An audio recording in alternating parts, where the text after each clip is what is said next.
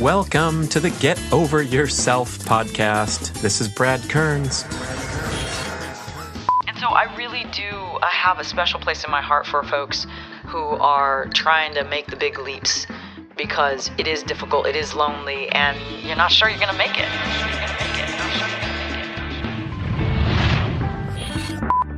The best thing you can do in politics is be there, because you learn it in a different way than just watching it or reading the policy about it, but walking in other people's shoes.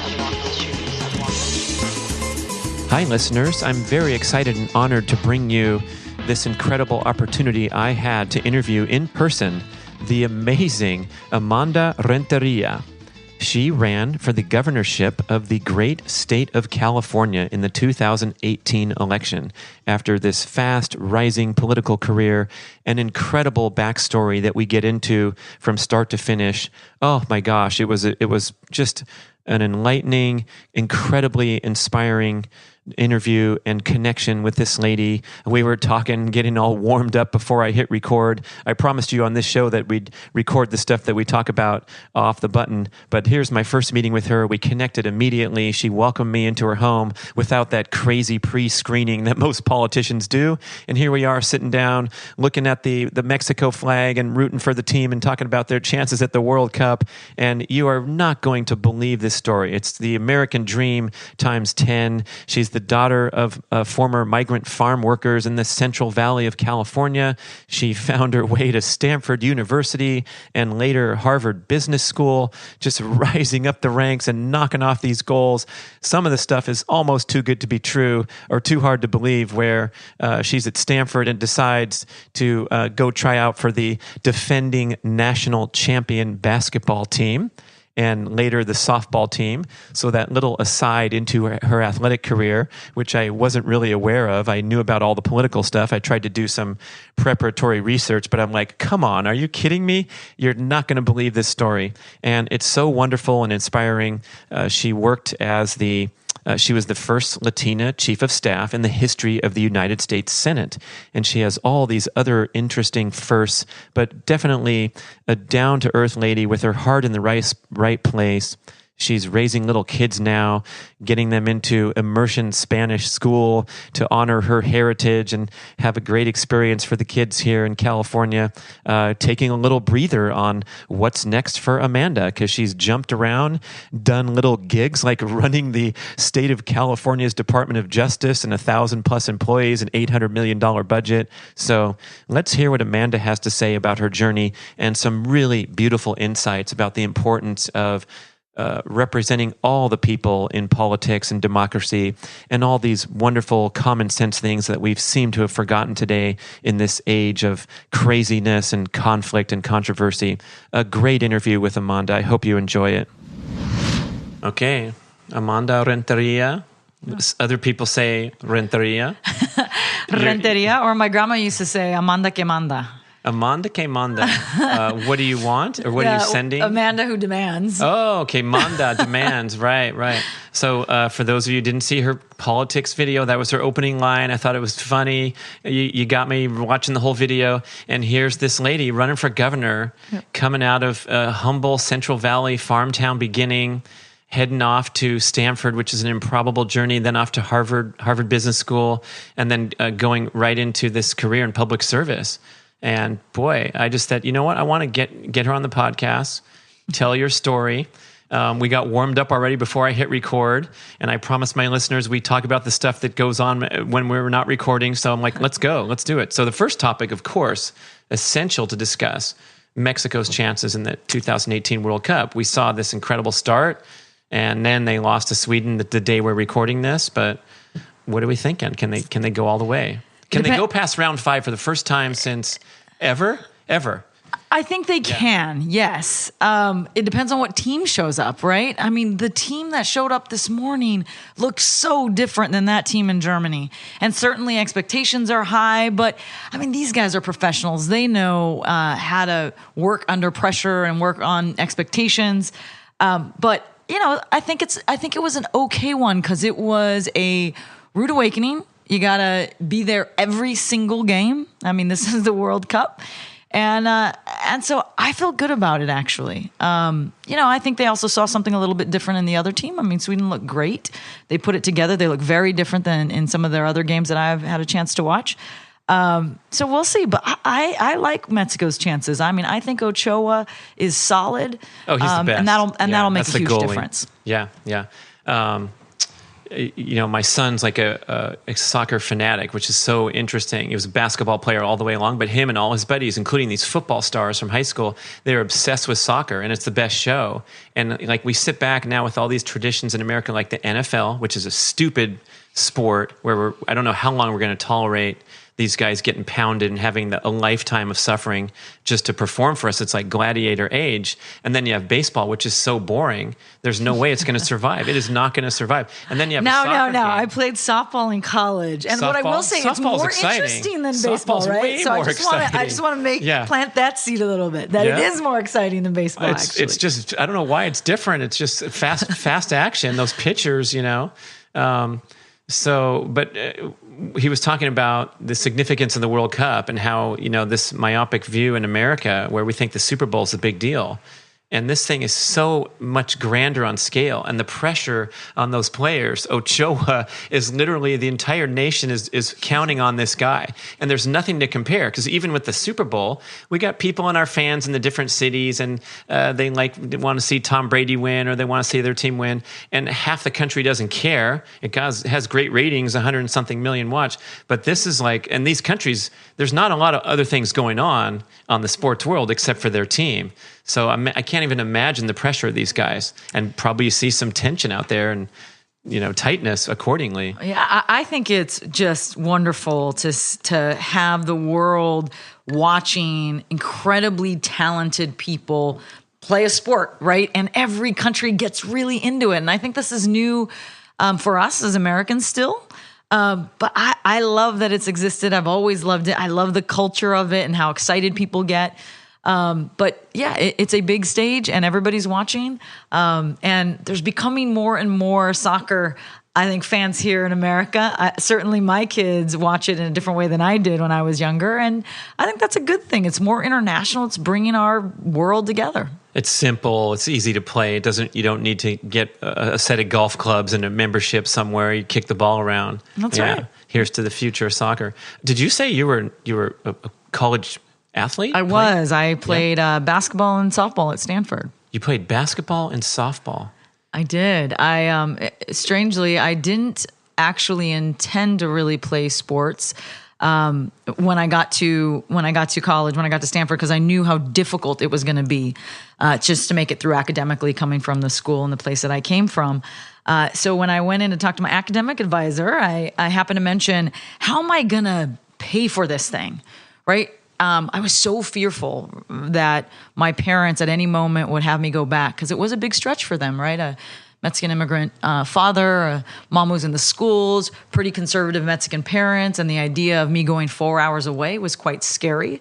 Especially because my dad had this rule that if we went to prom, he had to talk to our dates for at least a half an hour. Oh, so this is a cultural thing. Right. Mi novia no puede ir afuera para colegio. Right. Ella va por Sac State. She lived at home with her sister, getting a 4-year degree, and she could have gone to UCLA or wherever she wanted. So the stretch was sort of this emotional, cultural thing too, where you're living in extended generation families and all these kind of things. That's right. And so it was incredibly far away. Are you saying there's a financial stretch too? Because I thought that these days, tell me the difference between when you went and now, because I thought there's big differences going on. Huge differences. Schools are making really great strides on helping kids through.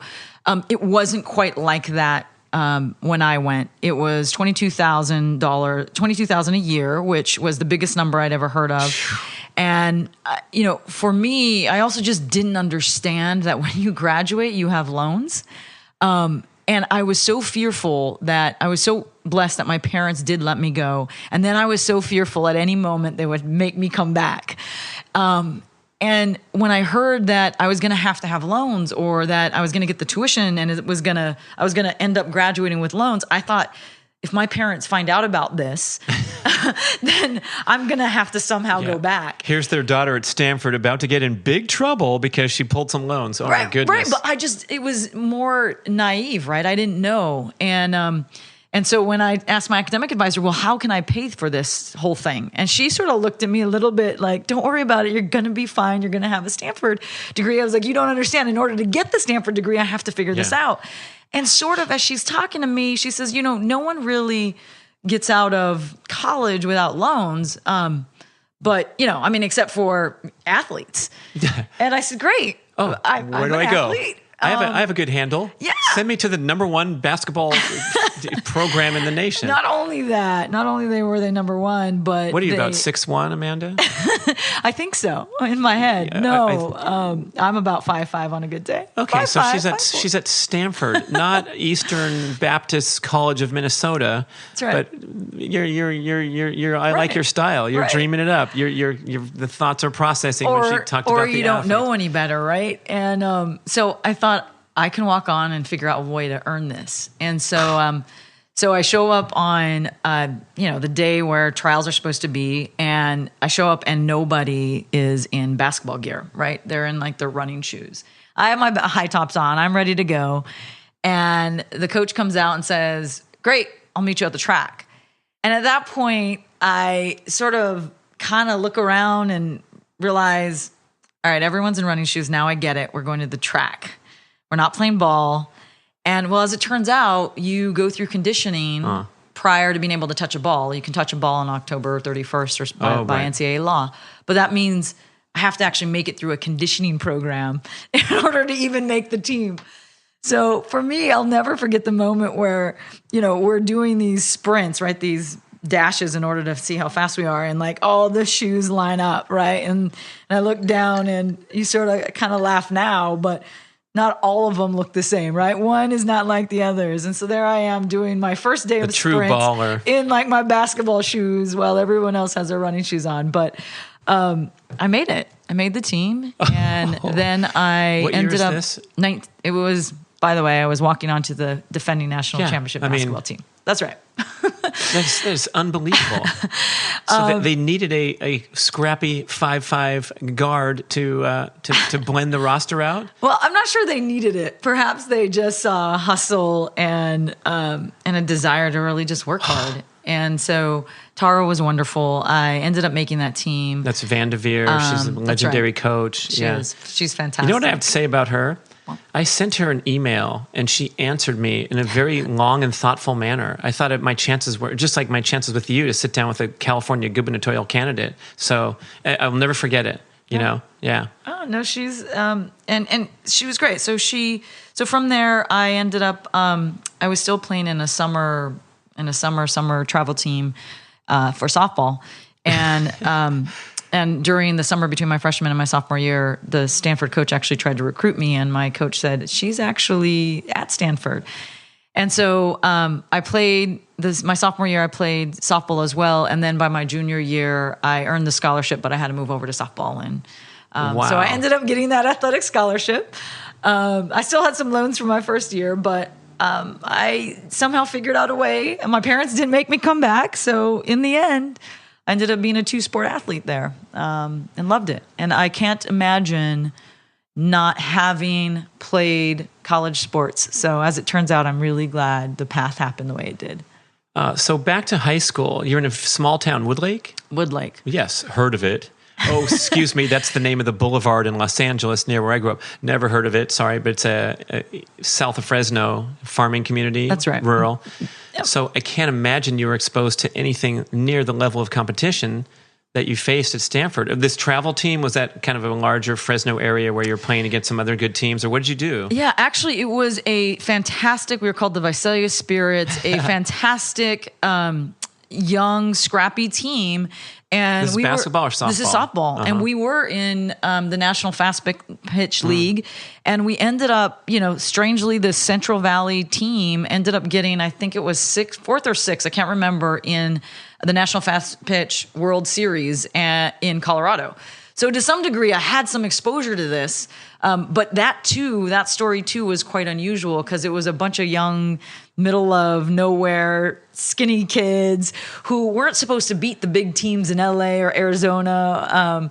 But we did. We ended up ranking pretty high at the National World Series. So perhaps that was the planted seed that if you just put yourself out there and work really hard, it works out. Yeah, I'm still not getting the basketball part though. How you're sitting in an academic counselor's office. Yeah. And where was that? Were you a superstar in high school? No, so I was pretty good in high school. I was I was a Central Section Athlete of the Year, and in basketball. I was MVP in all three sports: volleyball, basketball, and softball. But it was a small school, right? And we were in a small division, and I swam as well. So when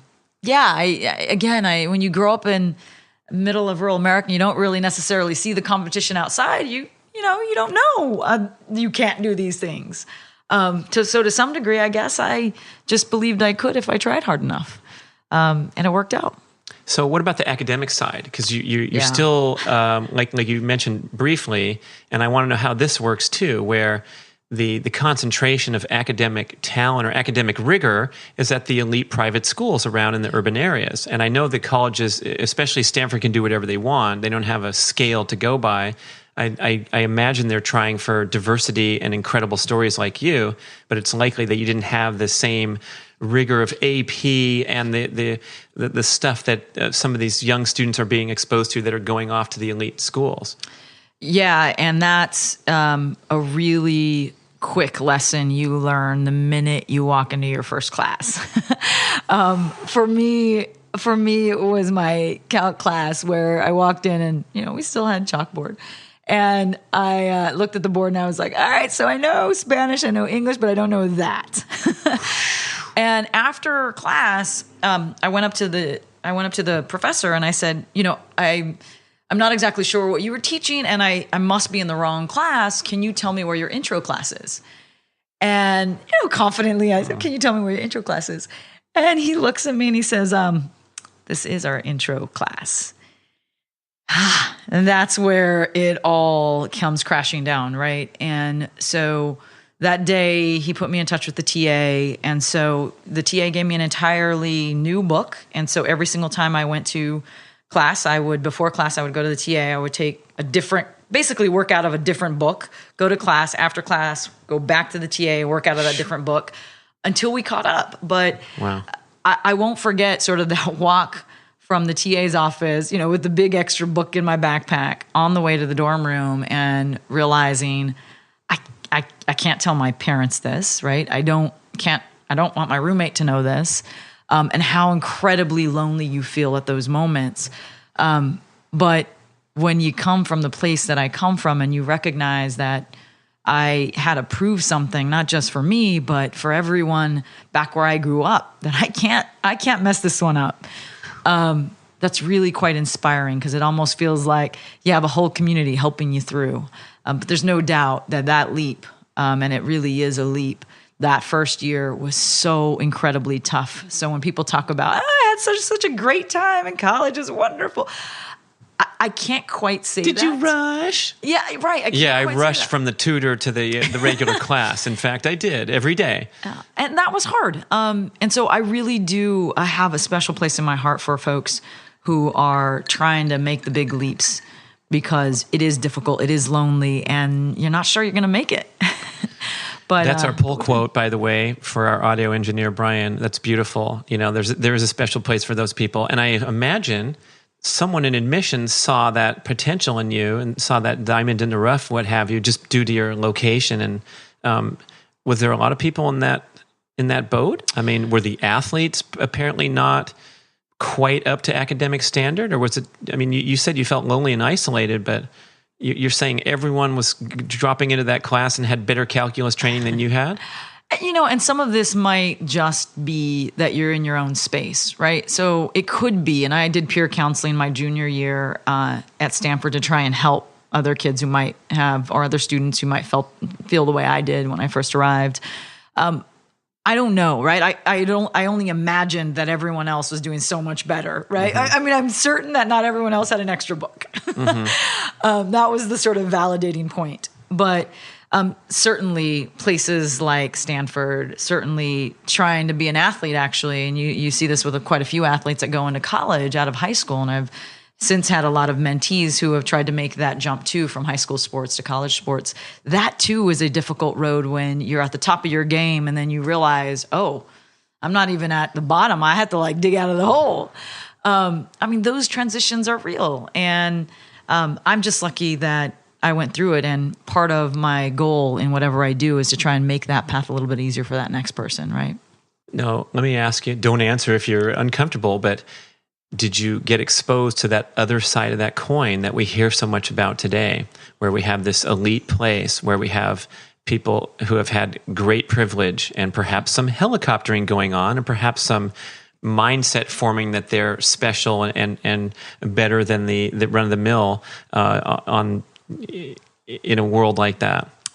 You know, I have to be honest, I didn't see that. Again, I was just trying to survive. So to some degree, you know, you're just digging out of the hole as much as you can.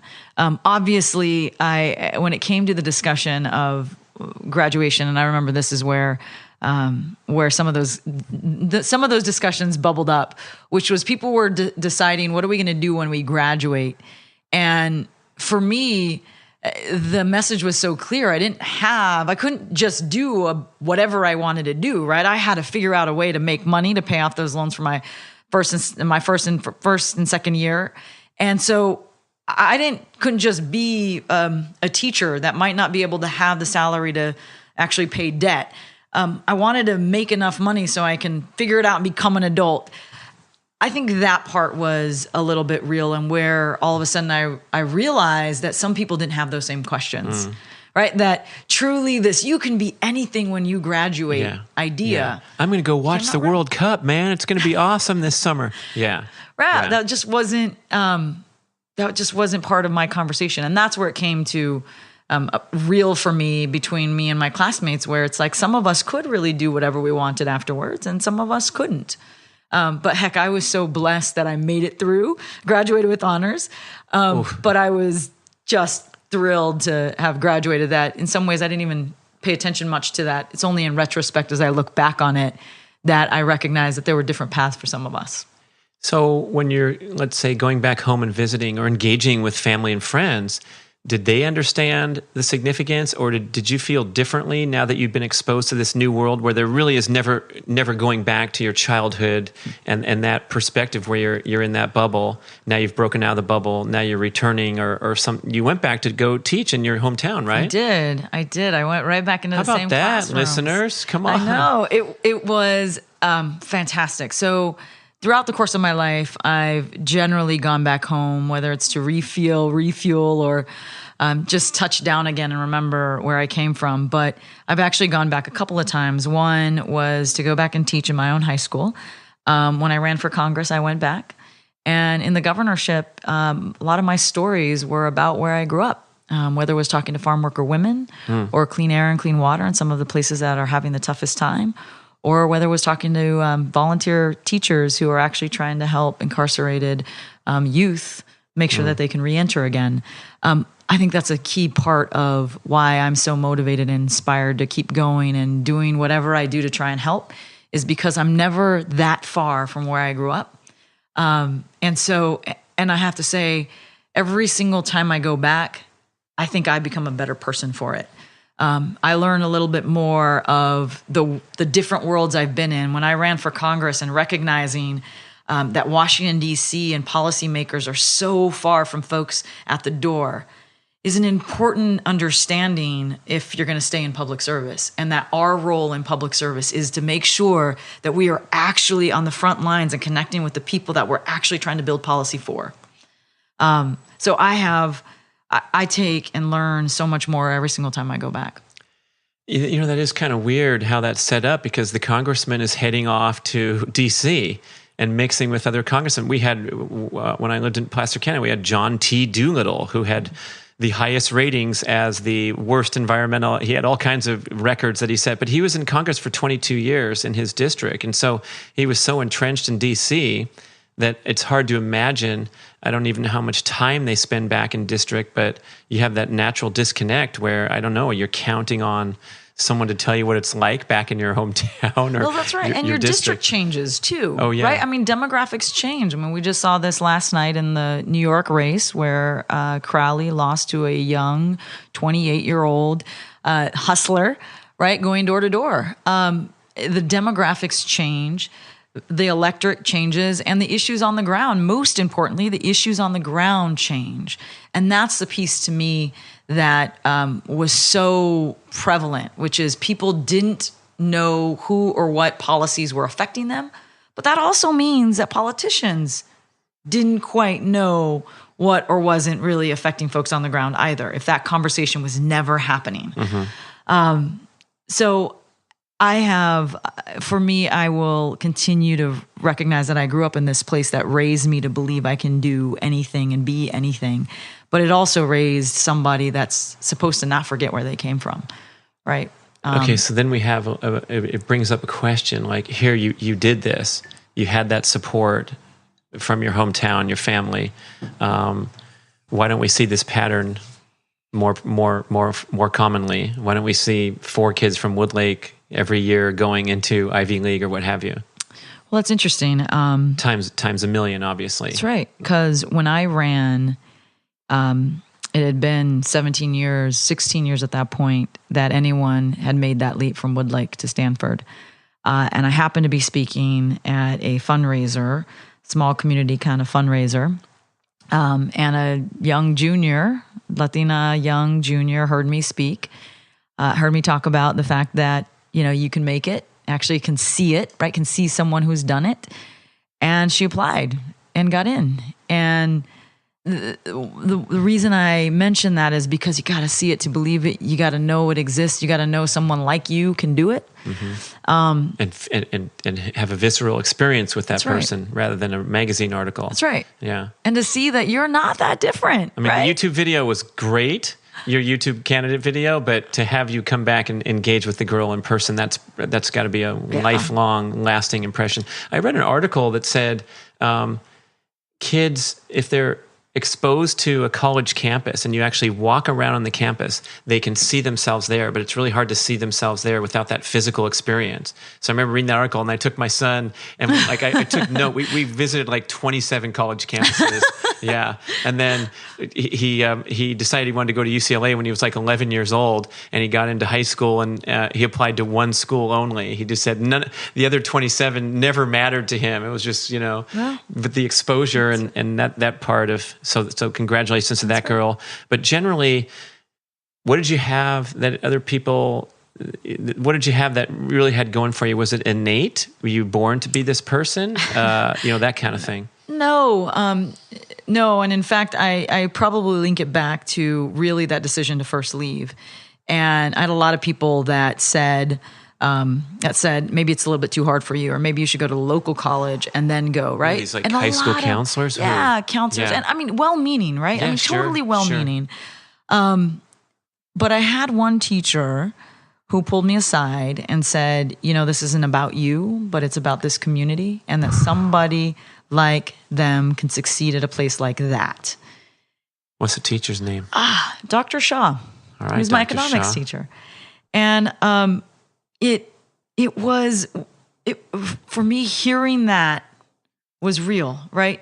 Hearing that meant something. And that's really been the motivation that continues to carry me to say, why do you do these things? And I do believe that someone's got to step up and be that, right? Why not someone's you? got to try to do that. And you know what? It's pretty powerful when you know you have an entire community behind you. And so one of the things I often say to young folks is we've got to quit being blessed to be somewhere and recognize that it's our responsibility to go. If we can just do that. And I think at 17, for one reason or another, at 17, I put that backpack on and sort of felt like this is what I'm supposed to do. I never have quite taken it off, but I believe more kids should have it, right? I do. While I want my kids to have fun and enjoy it, they also have responsibilities in life. They have been blessed to have the life that they have. And they better go and, make sure that they're sticking up for kids when they're being bullied, right? And I think that lesson can't start soon enough. Mm-hmm. Especially nowadays when we have the job hopping and all these things that are so foreign concept to us, or, the era of entitlement seems to be a real deal, where there's so much privilege around, or there's ways that the parents are cushioning all the blows so that they don't have to experience any failure or struggle. And then what do we end up with is someone who does not have anything that you just described. That's right. Yeah. And I think there's something, I mean, we try, my 4-year-old at one point, we're in line at the store, and my 3-year-old, or my 2-year-old at the time, is like crying and wanting to move faster in the line because, we have his candy or whatever in the basket at the shopping cart. And my 4-year-old or 5-year-old at the time turns around and goes, "Delayed gratification, T." And that's a word that my husband and I sort of joke around with, that we taught them delayed gratification as early as we possibly could, right? So at least we could put a name on what it is. Like, yes, you feel that you want it, but that delayed gratification is something that we all have to practice, right? Including me, right? Sometimes it's not going to happen in a year or 2 years. Sometimes we do have to wait for policy 2-3 years down the road. But man, we can't stop trying, and we can't quiet that energy, but at least we know it and we can name it, and it's okay that we feel it. And so that's been a big key lesson for my husband and I, is that we really try and teach our kids now delayed gratification. And we're hopeful that that'll at least impart some lessons about who we are as people. You know that famous marshmallow experiment? Of course. I read it last night for the first time. It's incredible. But they put a kid in a room, they put one marshmallow, and they say, if you can wait till I come back, you get 2, right? That was the baseline for the thing. But then the follow-up was the studies showing that the kids who could make it had vastly, over the rest of their lifetime or whatever the course of the study, better grades, better self-esteem, all these different things, just from being able to delay gratification, which today is harder than ever, right? Yeah. Yeah. No, and really it's about coming up with strategies that you do in order to delay that, right? And then feeling really proud when you finally make it, right? Which is why... Don't forget that part, huh? Yeah. Yeah. Yeah, it feels great because you earned it, right? Yeah. And you can't, and I don't believe you can feign or fake or teach that sense of earning without earning it. Wow. You could talk all you want, especially as a parent. Yeah, nothing's going to stick. Yeah. And I could see it in my kids when, I sort of just, gave it to them versus, no, you're going to have to earn it. You can see their sense of, responsibility of that win, right? And hopefully we do that a lot more. Let's hope so. Okay, let's keep going with this journey. So you went back and taught for a little bit, and then you found your way to Harvard eventually. I did, and Harvard was interesting, right? So once again, you're applying out of this Woodlake, California, 93 whatever 09. Here comes up, dear Harvard. Oh my goodness! And this is for business school. It was for business school. What were you thinking at that time, since you're in a classroom teaching kids? Well, again, a little bit leap. Interesting because the Amanda leap is coming. I was living at home when I applied, and my parents kind of goes back to the world of your parents. So I was at home and I was applying to Harvard Business School, and my dad actually was a little upset because why would you go and incur more debt? You've already graduated from Stanford. Why do you need this other thing?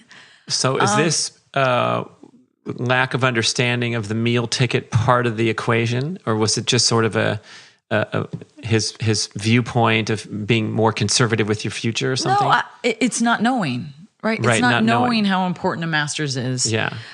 It's not knowing, I would even say this as a woman and a woman of color, having an MBA mattered, right? It was really important to validate your skills, and for credibility, you need to have these things that people understand, right? Yeah. While my dad didn't, the rest of the world did. Right. And did you try to explain that to him? I did. But to some degree, I guess I learned my own instincts of, all right, that worked out okay at Stanford. This might just work out okay at Harvard. And so, of course, they're incredibly proud. And I'm sure, those conversations, I mean, he was right about I could have done a lot with my Stanford degree, no doubt. So, you kind of take it all in and you decide. And credit to my parents who really did say, okay, if that's a road you want to go, great. How can I help you? Right? How can we make sure that you're going to be successful in doing that? Let's see. The tuition on this time around is blank, blank, blank. Yeah. Yeah. I mean, tough one. No sports either. You can't be on the Harvard business basketball team. It's why I still have student loans, as does my husband, from Harvard Business School, because, graduate school is expensive. Yeah. But, it's one of those things that was incredibly important to do, right? I mean, a whole new world. For me, I learned an entirely new world going to business school. Obviously, I met my husband there, the son of a factory worker. And so all of that was important. It was also understanding leadership at that kind of level. And of course, we met some incredible friends and people, but it did really expand me in a much more international way as well, right? Stanford really introduced me to the country. Mm-hmm. I would say Harvard introduced me to the world, particularly because it was my time in life, but you also go to school and have classmates who are from all around the world. A high percentage of the student body in that graduate program is international? They...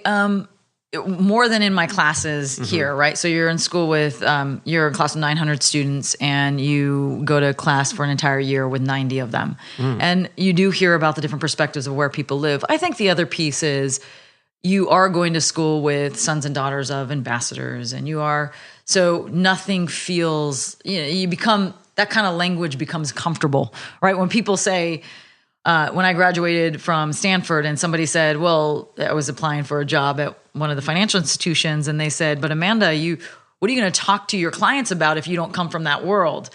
And I remember being so offended by it. But what I will say is when I went to Harvard, I realized that it was a language that I was learning. It's not just about what I was learning in the classroom, but it was a language of different countries and the history of different countries and the families, and it is a different language. I mean, I'm still offended by the financial services conversation.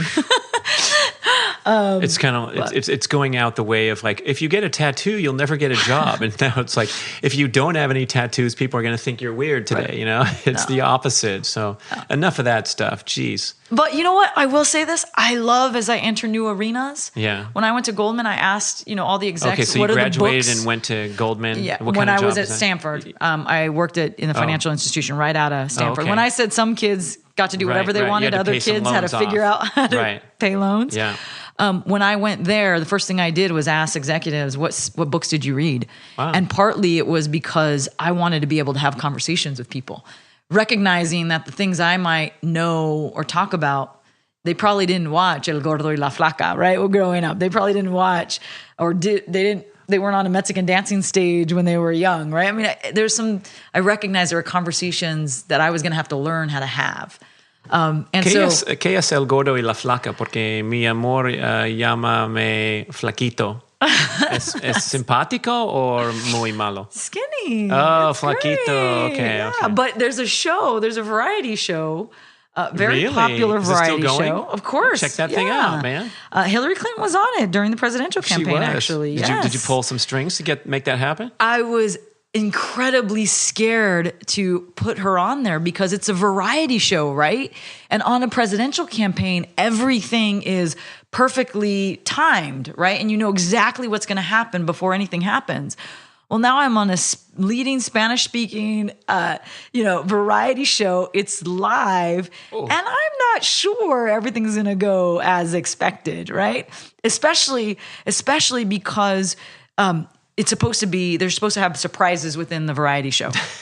So you can imagine I'm sweating while she's on the variety show. But I mean, that's what it's all about, right? Is introducing cultures to different things and seeing people be human and connect in a real way. And so I think it was one of the best, one of her best appearances. Yeah. Then you decided, like, the politics, public service was calling you. Now we're working our way through the story here, and you dropped the Hillary Clinton thing. You were sorry about that. We skip ahead, and you were what was your role? National Political Director. National Political Director for a presidential campaign. Yeah. That seems that seems like a pretty plum. How did you get that? That's huge. By luck. I'd worked in the Senate for 9 years. I was the first Latina Chief of Staff in the United States Senate. That was for Feinstein, or that was for Debbie Stabenow of Michigan. okay. Wow. And so you're allowed to go work for some.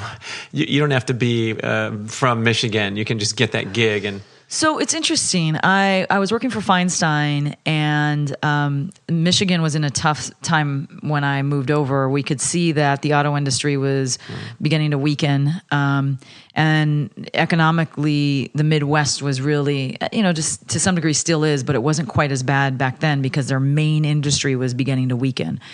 And there weren't a lot of MBAs running around on the Democratic side, particularly Harvard MBAs running around at that time. And so Senator Stabenow was looking for somebody who can lead the economic portfolio.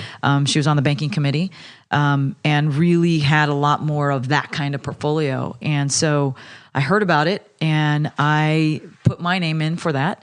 And it was pretty exciting to really be at a place where we were trying to figure out how do you maintain an auto industry in this country. Wow. So I moved over because I thought I could make a difference and I could help. Yeah.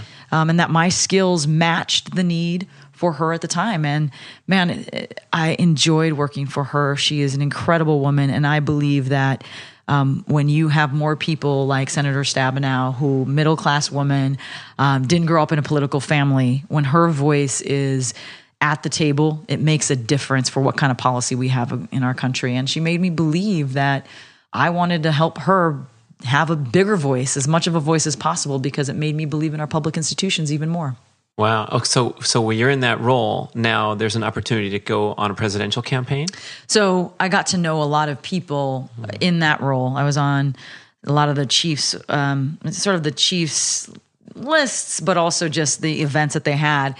So I suppose I made a little bit of a reputation. I got to know quite a few folks. And so after my election didn't work out, Hillary called and said, the team called and said, would you be interested in this national political role? And for me, I got to really know. What, they just saw you on Gordo Flacca? No, I mean, when I ran for Congress, I got to know a lot of the House members as well. I got to know the DCCC, a lot of Democratic Party leaders a little bit more. Did you serve on the Congress? You ran? When I ran, so after being chief of staff, I moved back home and I ran for Congress. Yes. In running for Congress, you get to know a lot more of the members here and there. I'll let that. I know that's background noise. That's Diana. Hi, Diana. So, and Diana helps us. She picks up our kids, and she's actually from the Central Valley too. Wow. Anyway, so I got to know quite a few folks, and when you run, you get to know the members a lot more. And I think some of it is there weren't a lot of Senate side people kind of taking the path that I had, which is being both on the policy side and on the politics side. And so, and our race got a lot of attention during that period of time. And so I got to know, Vice President Biden came to my district, Secretary Vilsack came to my district. I spoke at one of the Obama events and a Hillary event as well when I ran. Killed it, I guess. I think I did okay. I guess so. So, but when she asked me, I wasn't exactly sure I was going to go. I mean, right, we were living in rural America. I was back where my family. I wanted to build something in the Central Valley. But the idea of being able to elect the first female president and trying to help that effort was really important. Okay, so you're making a name for yourself, as they say in politics, and then you got plucked by the campaign, but you were a little reluctant. I was.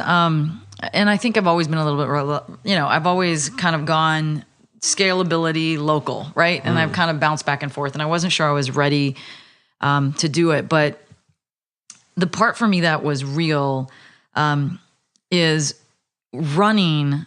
You see your polling numbers, right? And it was Amanda versus David. That's all people knew. And all of a sudden I was behind. And it really bugged me that just by being female, somehow I was working out of a hole in the Central Valley. And so I kind of went on this mission when I was running to try and figure it out, right? I loved conversation at the doors. I loved getting to know the why. And particularly when people would say either they're not voting or they're not voting for me, I really kind of wanted to know why.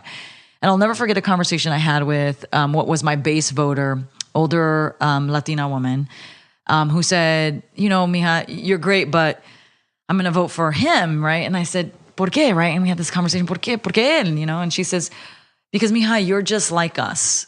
And don't you think we need somebody like them? So says his flyer. To be in that role, right?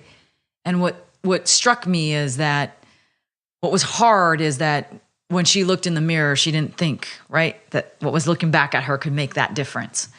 And what it left me with is that we've got to change the image of leadership. And that's what I wanted to do in staying in the Valley. And I knew it was going to take a really long time to start to make leadership look a little different, right? Because I would have been the first woman. I would have also been the first person of color north of LA to win a seat to Congress. Wow. First Latina north of LA, not person of color, Latina north of LA. And I thought it's going to take some time, but we've got to start changing this image of leadership. The reason why I joined the Hillary campaign is because I knew in one cycle, we could change the image of leadership. Mm-hmm. And we did. I mean, the good news is we did. I think, I did a speech in Mexico City at International Women's Day, and I said, I don't want anyone for a second to believe something wasn't accomplished, because for the first time ever, people believe a woman can be commander-in-chief. For the first time ever, a woman got more votes, 3 million more votes than a man. For the first time ever, we've seen what a female leadership can look like. Mm-hmm. And I think that is huge, is enormous. Obviously, it led to the largest at that point, when I gave the speech, the largest march led by women, right? Oh, those are the things that we have now crossed today. And I'm still incredibly proud to have been part of that, because that is seeding a future that I was hoping we would seed by changing the image of leadership. In a short time, like you said, it's here. Right. It's not going away. It's here. You see it more and more, right? You see the marches. You see women running. You see people unexpectedly doing things they never imagined they'd do, but they're doing it in their everyday lives now, right? They're doing it in work, calling out sexual misconduct, calling out some of the things that have held people like them back. I think that's a beautiful thing. Are we ready for the next female candidate to step up and is kind of be gender indifferent to the actual message and the quality of the candidate? Because like you described, that initial handicap out of the gate, is that gone, or are we still going to have to work through some of that? I don't think one election cycle also gets you there, right? It has to be repeated wins. We have to see more of this, what's called the Year of the Woman. We have to see more of that happen at all levels, right? It has to be so set that we're not calling it the Year of the Woman. Right. And so, and I think we've seeded it, that it's not going away, but we can't let it reverse. How did the campaign go? I'm incredible. You're talking about my governor's campaign? No, Hillary's campaign. Yeah. The campaign was hard, right? I think. I can imagine it's physically, brutally hard to go at that pace. I had no idea. Oftentimes I would wake up and not know what time it was or where I was. You might as well be a rock star. It was difficult, right? The thing that kept me in many ways grounded is I knew I counted my days as when I was going to be able to see my kids again, right? When I would touch back home. I learned that 2 weeks is too much. And so I had to make sure that whatever trip I was on or how we cobbled together the trip, that I would be home so I could at least see them before, I crossed the 2 week march. You were able to do that? You somehow managed that by just hopping an extra flight in? That's right. And then catching up to the bus at the next... That's right. Yeah. That sounds it's brutal. Amazing. It's amazing what flights you can do. And it's amazing how fast you can get through an airport when you're on that final day before you're going to see your, husband and kids. But, I think what was really interesting about the campaign for me is when I ran, I got to see this disconnection, as I mentioned before, right? That people at the doors were so different than the political power or the leaders. in our world. And I thought that was just something in rural America where I grew up. Over the course of 2016, I realized that it wasn't just in Woodlake, California or in Tulare County, but that disconnection seemed to be occurring all across the country. That disconnection coupled with, we're in a little bit of a generational shift right now too. And the confluence of all of that coming together made it hard, because we were really trying to bridge this world of, millennials coming to their own voice and a disconnection with rural America, but really, really with just people at the door. I often talk about 2016 being the year where politics went direct to consumer or direct to electorate for the first time. Before it would be, you'd have to get that endorsement from that big organization or that big organization, and then you'd win an election. But 2016 was direct to consumer, right? With a very disruptive technology where you could do that, right? Twitter was used in an entirely different way. Online was used in an entirely different way, where you can not only go direct to consumer, but you can actually segment as well. So in retrospect, in some ways, it's almost even more tiring thinking about all the different things that were happening, and then layer on what we don't know about yet, what was happening in the foreign intelligence world, or by foreign agents. So it was hard. It was hard. I was really proud to have been part of the Flint National Awareness when I went there. It hadn't been on our radar yet. And so when I met with the mayor and sat down with her and learned that the best thing you can do in politics is be there, because you learn it in a different way than just watching it or reading the policy about it, but walking in other people's shoes, sitting there and realizing I just took a shower and I'm not sure what I showered in. And to imagine that I leave the next day, but all these other kids and all these other families stay there and can't leave. I don't think the weight of that can be learned at an arm's distance. I think you need to be there. I'm feeling a little itchy just from the story, but I agree. It's, there's nothing like it. That's right. Yeah. That's right. Yeah. And unfortunately, like when I consider this concept when it comes to health, the people in the ketogenic diet space, a lot of them are coming there from a cancer diagnosis or severe health problems that couldn't be cured by mainstream medicine. And it's too bad that has to be their path, but it's like, it's hard for us to wake up. We're busy, we got stuff to do every day, and we're not broken up by the problems in Flint until they're brought to our attention, or we feel it in some way. That's right. So you're sitting there and the waitress gives you a glass of water, right? And then you wonder if it's okay, right? Not a great feeling. No, and I think that's where we need public servants, politicians to be a lot more. And given everything happening at the border right now, I think that the fact that people are going there to see it, to see the faces, that matters. Because you can't govern a world you don't know and never seen. What was your quote on that? That you've transcended politics or something? What's going on? I mean, we have this, the constant conflict between liberal, conservative, whatever. But now, have we gone something that's above and beyond for maybe the first time in a long time, with racism and human rights and things like that are coming into daily view? I do think that right now, in this transition that we're in generationally, in this highly polarized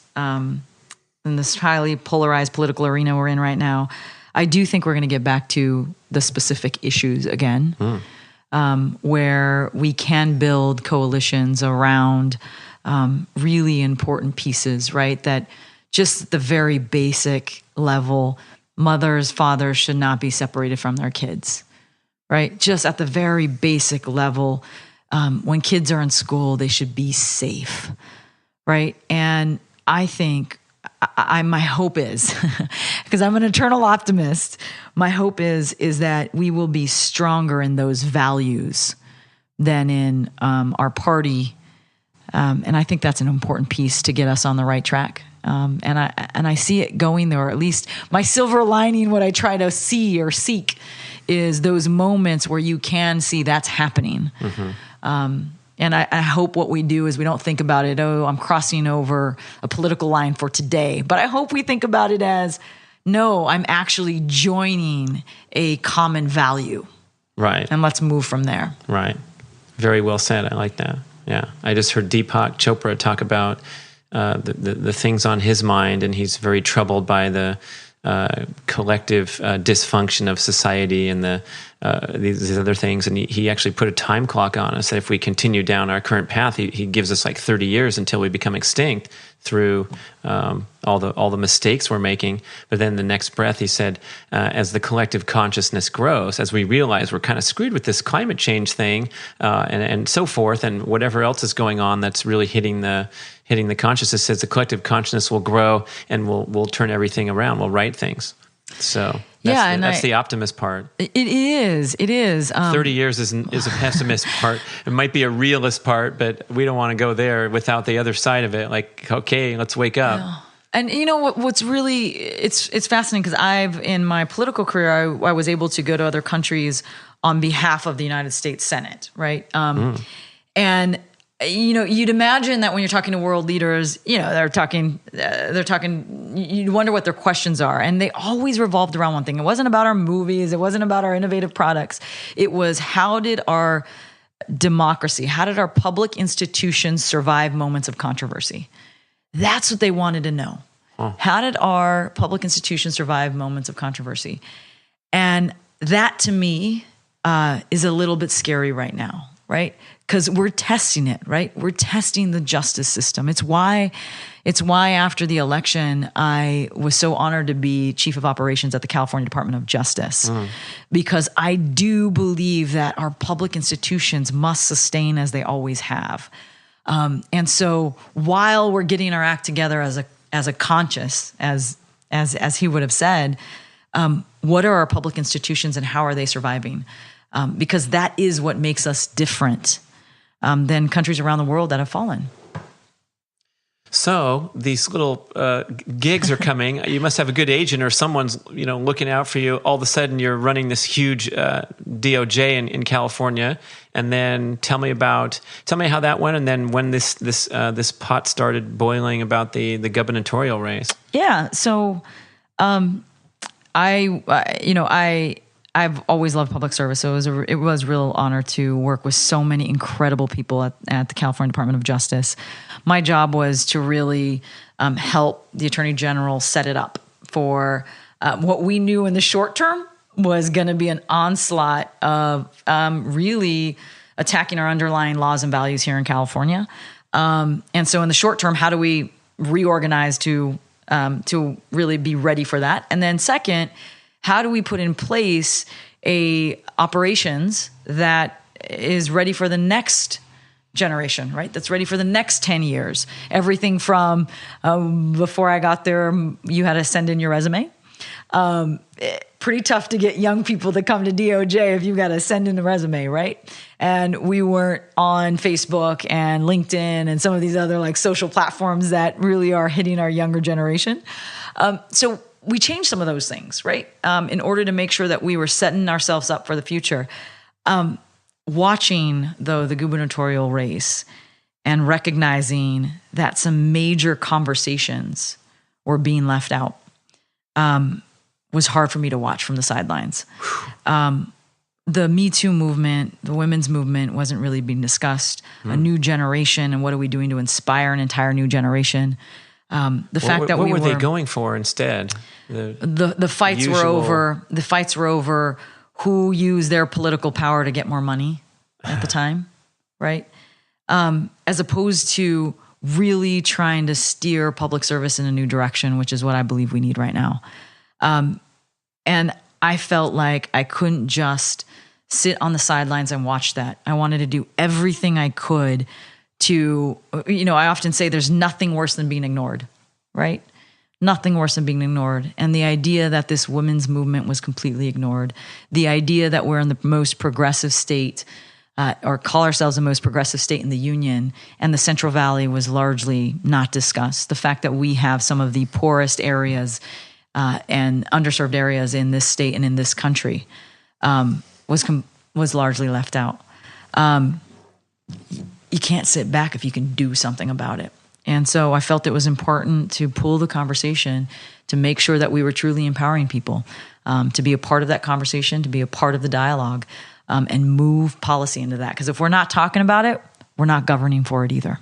So I think some people looking from the outside might not understand that point where you're trying to, you don't have a good chance of winning the election when you jump in, but you're having a chance to have a profound influence on the conversation, and where the leading candidates are going to have to, they're going to have to listen if you're out there calling attention. I never thought about that myself, that the Me Too stuff was just ignored. Yeah, there's too many other things to talk about. That's right. And I mean, here's a moment, right? Here's a moment. For good time, yeah. And I just, and so it was important to be, but when I jumped in, there was still a huge undecided population, right? So it wasn't that it was an impossible path. It wasn't an impossible path. What it would require, though, is a chance on the debate stage, right? Mm-hmm. And you get that chance by putting up some good poll numbers, or how do you get that spot on the debate stage? By having a lot of money. So as one of the producers said, well, I mean, if you came from a different family, you know. Oh, I mean, literally? Name ID. It's a little bit of name ID. Oh, mercy. You know, I think it's do you have enough money to be a player within the gubernatorial race, right? And one way you show that is by, you know, having a ton of money, right? And saying, well, I'm going to put all this on air. And so that's how we'll get there.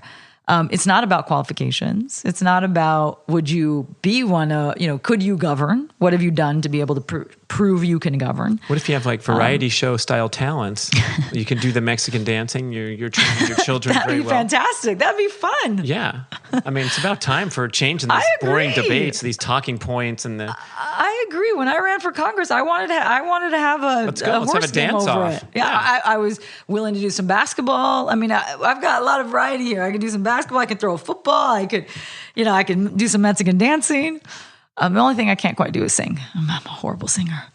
My kids are all right. It skipped the generation. Yeah. But, you know, that's the part that I needed some break, and obviously didn't get that. But nonetheless, at the very least, what I knew I would do is pull a conversation that wasn't being had, and wasn't going to be had, because nobody wanted to talk about that stuff. But I think at this moment we are in, being on the right side of history is making sure that we are talking about empowerment at all levels, and not ignoring those kinds of things. Not ignoring a Me Too movement when there was a march just 5 days before a debate and nobody asked a question about it. How many people debated? Five, sometimes 4, sometimes 5. Again, this is a top 2 primary as well. So if people just get exposure, it changes the numbers, period. Mm-hmm. Mm-hmm. And we've seen that over the course. I've read, watched, saw the data over the course of other elections, major country elections. Getting on that debate stage does matter, particularly in primaries. So, you know.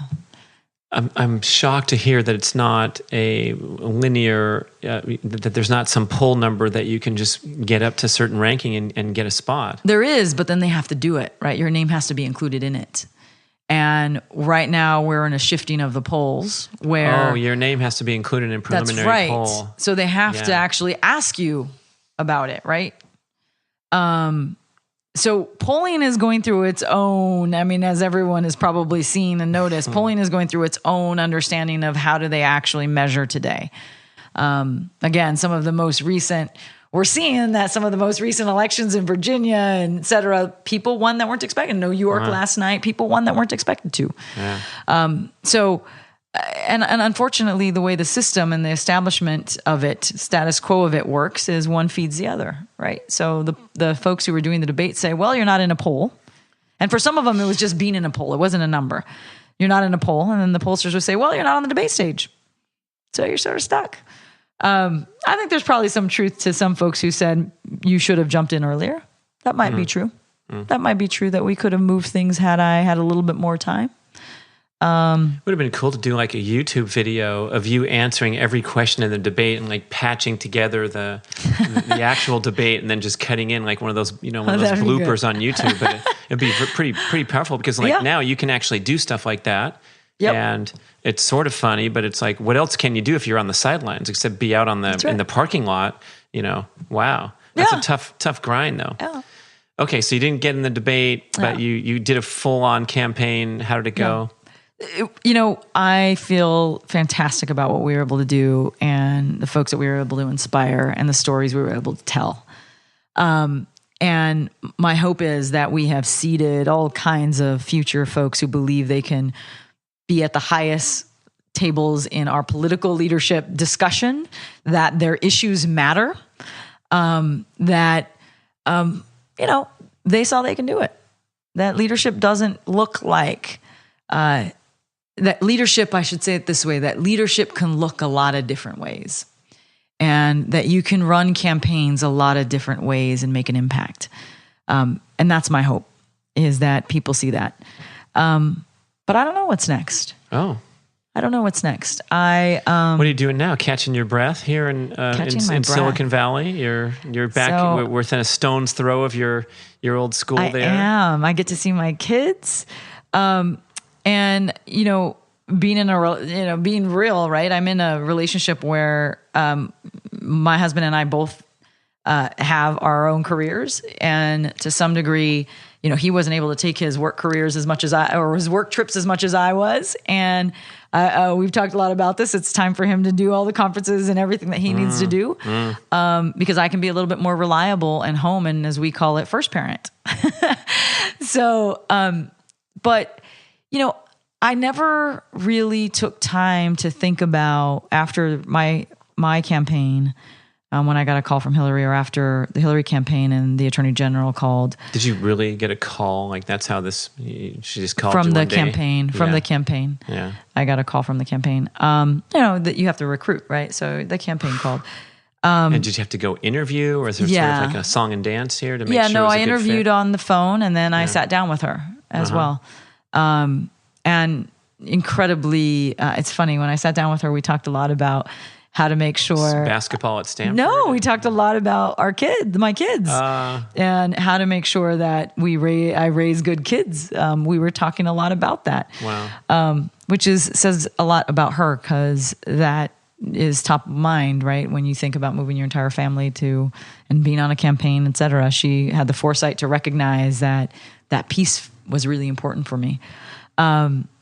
But, whatever I do, I still want to keep pushing this need to have good people in public service, this need to really be at leadership tables and make sure to be representing others and the perspectives that you bring to that table, not just being thankful to be at it.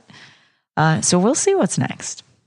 Amanda Renteria, thank you so much. Very interesting. We will see what's next. Let's keep an eye on her. Thanks for staying with us here. Thanks for being on. I love this kind of stuff. Sigue México en el Copa del Mundo también.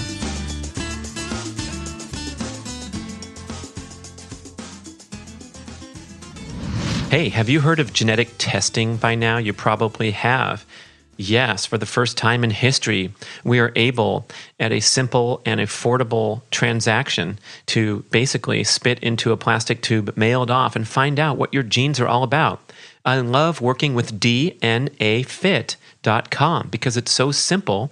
You get a wonderful infographic report, which is easy to understand. You don't have to wade through a lot of science. Yes, you're going to get a detailed printout of many, many pages talking about the interactions of the various genes that are present and expressed in your body or not, and how that affects your health. But the one-page infographic, that's when we're really talking, because you can get actionable tips and insights that you have an elevated need for vitamin D, that you have a low tolerance for alcohol or a high tolerance for caffeine, or lactose, or omega-3s, or antioxidants. The most important and life-changing insight that I received from my DNA fit test was that my genetics reveal a muscular makeup that's 54% power and strength and only 46% endurance. In other words, I was banging my head against the wall as an endurance athlete for years and years, training in a manner that was not optimally aligned with my genetic predispositions. Don't waste 20 years like I did not knowing what your genetics are all about when it comes to your dietary habits and exercise protocol. Check out DNAfit.com. You'll learn a lot about genetic testing when you visit their website. Take the test, get your infographic, and you'll go from there. And because DNA Fit loves the Get Over Yourself podcast, they have created a special super duper 30% discount off of all their products just by entering the code GOY30 when you're checking out. And if you have already ordered the fun, exciting Ancestry.com package, a great gift idea where you can get your family involved and everyone sends in their spit sample and you can get your ancestry. I'm 46% Ireland and 44% England, Western Europe. I'm a pure breed. I don't know if that's good or bad. With dogs, it's bad. Probably with humans, not great either. But I am what I am, said Popeye and I, and my sister and my brother and my mom and dad all have our fun reports to look and see all this cool stuff at Ancestry.com, so check them out. But if you did an Ancestry.com report, or if you've done a 23andMe genetic report, the new technology allows DNA Fit to pull from the same central database and produce their fitness, health, diet, exercise genetic infographic for much less cost because you've already gone through the DNA sequencing from the other sources. So check that out on DNAfit.com and leverage what you may have already done, or get started with DNA Fit and get your diet and exercise right with that awesome 30% discount, GOY30. Hey, it's Brad to talk about my buffalo-fueled lifestyle. Yes, it is incredible food, 100% grass-fed and finished. Check out wildideabuffalo.com. They have a wonderful website acquainting you with the benefits of eating a sustainably raised animal from start to finish. It goes beyond organic, where they're in harmony with the environment and you're eating the ultimate nutritional quality animal, something to really consider and think about when we think about the disastrous contrast with the horrible, miserable life of the feedlot animal who's stuffed full of crappy junk food, including candy with their wrappers on sometimes. Oh, mercy. When you taste this, when you take one bite of a buffalo steak or a buffalo burger, cook it plain if you want to do a proper test. Just take it with nothing, no seasoning, no spices, no sauces. Take one bite. And you tell me if I'm wrong. Nope, I'm going to be right. Wow, Brad was right. Everyone who eats Wild Idea Buffalo's right. Here's what you do. Follow Brad's instructions carefully. Visit wildideabuffalo.com and hit the order button. They have organized everything for you with beautiful pictures. Click on monthly specials. Try their bundles so you get free shipping. If you're on a budget, hit the ground bison and burger section. They have all these different flavors and packages. And if you have pets and you care about them, you'll click on the pet food section and order up for those beautiful animals too. They deserve to eat healthy food instead of garbage in a bag. wildideabuffalo.com. Check it out today. Thank you for listening.